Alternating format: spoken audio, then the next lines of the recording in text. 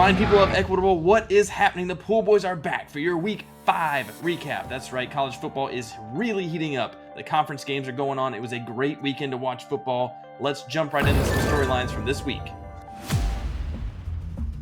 ESPN Plus on the app.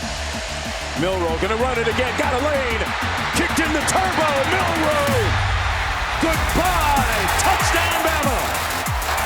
Nothing wrong with Jalen Buckley there. Into the end zone for Western Michigan. To time for McCarthy. Now he wins it downfield.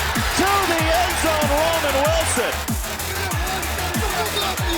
Who's got it? Touchdown. McLean. Running out of time. What do you got? McLean. He's still on his feet. Oh my goodness. It's gone. Unbelievable. It's not going to make it. What a win for Baylor.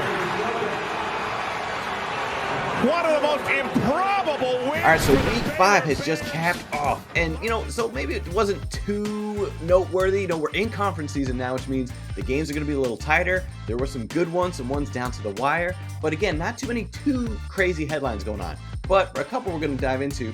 One, so Jim Harbaugh's been back. This is his second week now. So he's saying, I'm officially back now, as we just trounced the Cornhuskers 45-7. Urban Meyer put us on upset alert. Come on, Urban. What you got against the Wolverines? Let's go.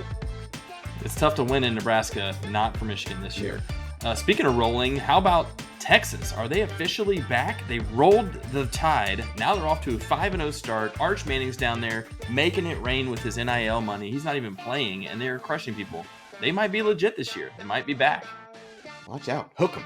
And then, of course, it wouldn't be a headline unless we were talking about Coach Prime and his Colorado Buffs. So they were playing USC, who's top 10. And, unfortunately, the Buffs didn't win, but they pushed USC to the limit. They went down big early on, but then they came fighting back, only lost by a touchdown. Caleb Williams, though, showing why he was the Heisman last year and is the front runner this year. So USC, pretty good. Buffs, they're going to be pesky all year.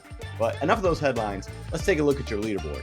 All right, your leaderboard looks like so. You've got in the number 1 spot, Moorval is crushing it. 73 points. He's got a commanding lead. Great job, Moorval. Tied for second, we've got Tom Prison Mike Hippler and Seth Good with 69 points.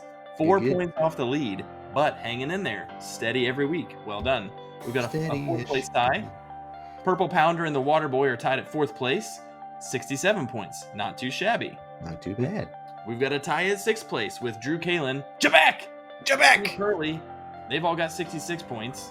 There's a tie at 9th place with David Pashko and Parker Barton, 64 points. And we wanted to include 11th place because one of our favorites, Burjesh Dadlani and Mitchell, are tied for 11th place with 63 points. That's your leaderboard. Still anybody's game. Great leaderboard, but enough with the ties. Let's just separate a little bit. I don't want to see any more ties. No more ties. All right. So we saw our leaderboard. But first, we got to talk about who was first place this week, because this person is getting our Who badge. That's right, because Underdoors, one Tony Helton, got 17 points correct this week. So that's spectacular. Out of the 20 games, 17 correct, really good. But once again, we're kind of asking ourselves, who? Because he's still only in 16th place. So with a score like 17, you'd think he'd be in the top 10, but not yet. So Underdoors, we love what we saw this week. Keep it up, so then we won't be saying who. Maybe then we'll know you are the legendary Star-Lord or whoever you are. So, Star-Lord. Who? Star-Lord, man. Legendary outlaw. keep it up, then we'll know your name. Get some respect on that name. Ooh. All right. In other news, we had an NIL deal coming through this week. That's right. Cha-ching! Jaback got Jaback. 14 picks in a row correct. What a streak. Wow. Tell us what he's going to be representing, Ethan. Jaback. I mean, we love your name. It's so emphatic, you know, and with sports, sometimes you get the thrill of wins so high, but then you also have the lows of lows. And sometimes you just need a pillow that you just need to scream into to get your frustration out or even your excitement. So you are going to be endorsing one little shouty, the Scream pillow that looks great on anybody's couch. Enjoy. Other pillows just didn't do it for me. But Lil Shouty, he lets me scream horrid, problematic things into his face, and he looks terrific on any sofa. Lil Shouty, one of my all-time favorites. Great job, Jaback. Yes. All right, so our next badge is going out to those people who are feeling a little bit bullish because these were the only ones to pick those Buffalo Bulls. You know, they're going up against the mighty Zips of Akron, you know, that fighting kangaroo. Zippy, great mascot. But, you know, the Bulls not getting much love. But for Morval, Drew Kalin, JSpeeds41, Knoxville Know-It-All, RoboCop, and Gabe Gamble, you were feeling Ferdinand here, you know, the friendly bull. You thought maybe you saw some roses, loved what you were seeing, and you picked him. So I guess some people didn't know Buffalo Bulls were a collegiate team. They thought maybe the Bills, it's cold. But anyway, you picked the Bulls, feeling bullish. Well done. I was thinking like the Bulls from The Last Dance, Chicago Bulls that won 6 titles in 8 years or whatever. And you got Different Buffalo Bulls, but I Bills like and it.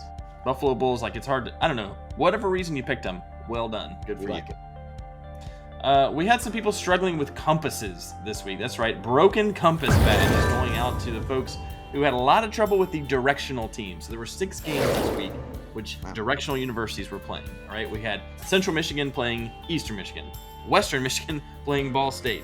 We had Georgia Southern and Coastal Carolina. We had Rice and East Carolina. We had Tennessee and South Carolina. We had West Virginia and TCU. These guys, they struggled. They're just like, directions, I don't know. Ooh, they got 4 or 5 of those 6 games wrong. So Drew Kalin, Cindy B, struggling with the directions, broken compass. We're going to hook you up with a free compass. In fact, there is one on your iPhone. Just download that and say, okay, wait, so Eastern Michigan and Western Michigan. Okay, you can do the little glove thing where people point at where they live or whatever, right? Okay. You're going to do better next time, but the directions, they crushed you this time.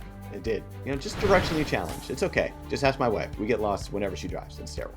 All right. So now our next badge is something we like to call T, because these are going out. There were, let me back it up a little bit. There were a lot of teams with the letter T in their logo or their emphasis going this week, and you all picked the ones each time that focused on the letter T.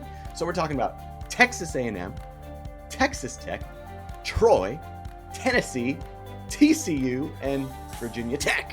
So, we all loved your T time. So give it up to Underdoors and Purple Pounder for picking all these T teams. And if you picked all the T teams, you went 5 out of 6. So great time, great time. A little bit of alphabet soup. T is your favorite letter. Let's do it. Pretty good strategy, really. Not too bad. All right, Equitable. Well, that's going to do it for your Week 5 recap video. It's still anybody's game out there. There's going to be some more great games coming up this weekend. We want you to make those picks every week. Get in there and make those picks. Don't you get an auto pick. But until next time, the Pool Boys are out.